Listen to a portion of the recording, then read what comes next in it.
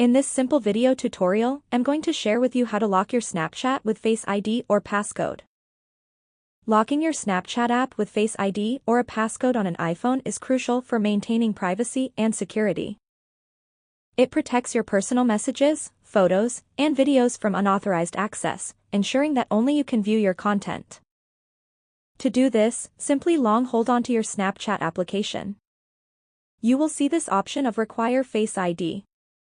You can either choose to only enable Face ID or enable it and also hide the Snapchat application.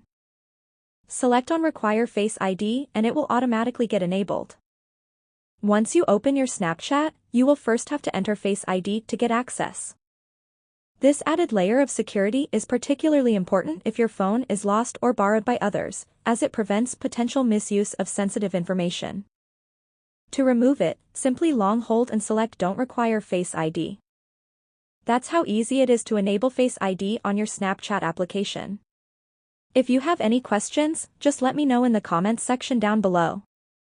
Please don't forget to leave a like, share and subscribe for more video tutorials like this one.